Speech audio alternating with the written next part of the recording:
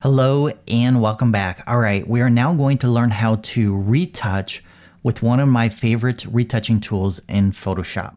Now, even though it's a quick and easy method for retouching, it is a very powerful tool. So let's check it out. But first, let's go ahead and zoom into this area right here. So let's grab our zoom tool, which is right here on our toolbar.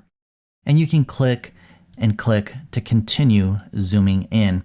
But my favorite method for zooming in is to click and drag around that area. And when I release my mouse button, I will automatically zoom into that area.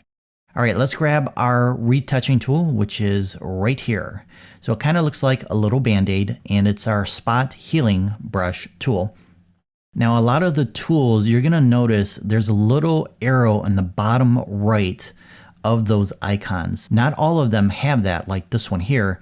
And what that represents is that lets you know that there's additional tools for that particular category. So in this case, we have a retouching tool, and if we click and hold our mouse button, we will get a pop-up of additional retouching tools. So if you do that on the other icons, you will see additional tools based on that category. So we're going to use the spot healing brush tool in this tutorial, and later on we will go into more detail about this tool and the other retouching tools. So let's go ahead and resize our brush. Mine is fairly small and yours is probably different from mine. So to do that, all we have to do is right click on our document, and then we'll get an option to resize our brush.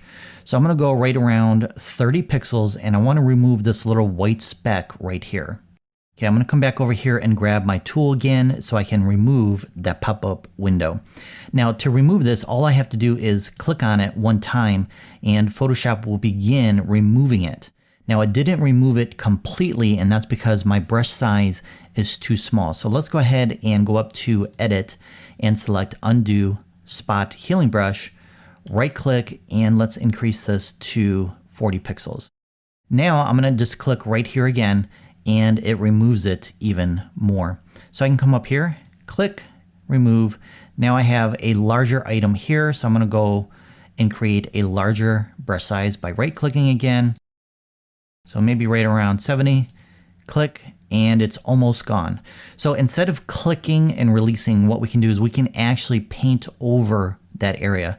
So if I start over here on the right and then hold down my mouse button, drag to the left, it will completely remove that object. How cool is that?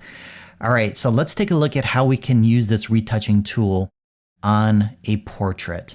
So in your section 2 folder, you will see another image called retouch. So go ahead and open up that image, grab your zoom tool, click and drag in. So this particular portrait has a couple of blemishes and a couple of stray hairs. So we're going to go ahead and remove those with our spot healing brush tool. So go ahead and grab that tool again. I'm going to right click and make my brush size smaller.